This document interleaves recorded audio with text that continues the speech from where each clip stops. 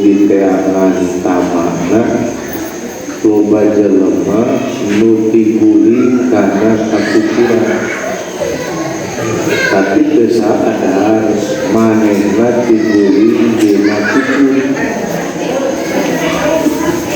aya naon ieu teh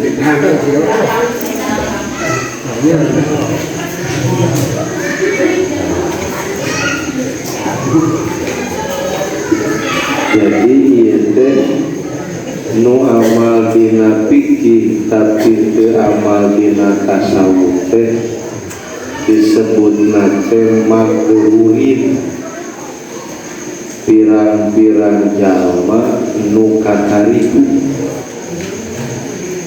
katipu ku amalna da amalna loba amal dohir ngan amal batina teu aya geuning teu lempang batina dina torekat teu cacaan mata syarat lancar lempang teh kedah aya cacaan pan aya nu ngalacekak atuh paya salat we atuh paya zakat we mun sok aing ka Arab danggeus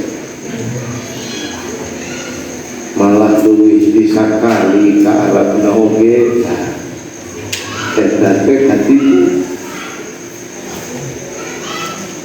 ngan kahade atuh arek ngaji tasawuf ayeuna mah ngurus ngaji fikih mambungan katipu waman tasawwafa walam yatafaqoh ya lemah ngaji tasawuf keur nyaangan kana hate tapi teu ngaji fikih keur nyaangan kana zahirna pakot tazandaqo tadi mah jadi kafir jiti. Jadi nu ngamal fikih teu ngamal tasawuf jeung nu ngamal tasawuf teu ngamal fikih teh adi lanceuk goreng duanana nu halus mah fikih dilempangan tasawuf ge dilempangan ngan dua-duana fikih jeung tasawuf syaratna kudu aya tauhid. Ngaji fikih jeung ngaji tasawuf lima rifati ahkamillah keur nganyahokeun pirang-pirang aturan Allah. Fikih kangge zahir urang, tasawuf kangge batin urang. Ari tauhid diaji lima rifatilah eta usulna eta pokokna. Bangunan lamun pondasina teu kuat rubuh teh bangunan. Maka nu tilu mah wajib diaji ku urang. Kumaha ngajina? Hari sanggup mendatang sorangan kandungan dia abdi teh sholat teh mamang kene bisi teu bener jeung aturan Allah hayang pangabandungankeun sholat abdi ti mimiti takbiratul ihram nepi ka awe salam leuwih halus atuh cenah daerah kitu mah komo aing geus kolot atuh lamun era mah datang we kana tempat pengajian. Jadi ngaji itu kebutuhan akal. Lamun akal teu diparaban ku ilmu lapar. Nalika akal lapar, nu lapar pan sok leuleus. Nalika leuleus teu kaduga leumpang. Mata jelema teh loba nu teu laleumpang dina syariat, teu laleumpang dina tarekat, teu laleumpang dina hakikat.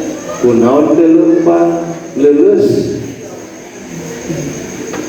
Kunaon pangna leuleus? akan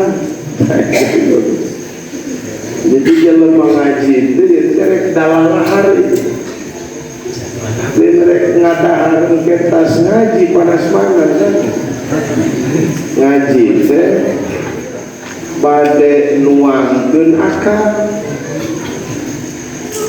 badai kapaparin tuangan akal kumaha lamun urangna teu fokus kana ngaji. Jadi target ngaji mah kamana-mana ge dua, hiji makrifat ka Allah, kadua makrifat kana aturan Allah, kangge zahir jeung kangge batin sagitu. Kepentingan ngaji teh. Matak dihajar we ku urang teh nazom tijan kejeng saja bajabana kitab hikam nadom tijan tauhid hikam tasawuf ini cenah pikir nanti diaji wah geus minang ngaji pikir insya Allah nu osok mah begitu ayeuna wangireun urang ngaji tauhid teh sing dugi kakeun kacape target boga akidah anu salimah yakni akidah ahlus sunnah wal jamaah.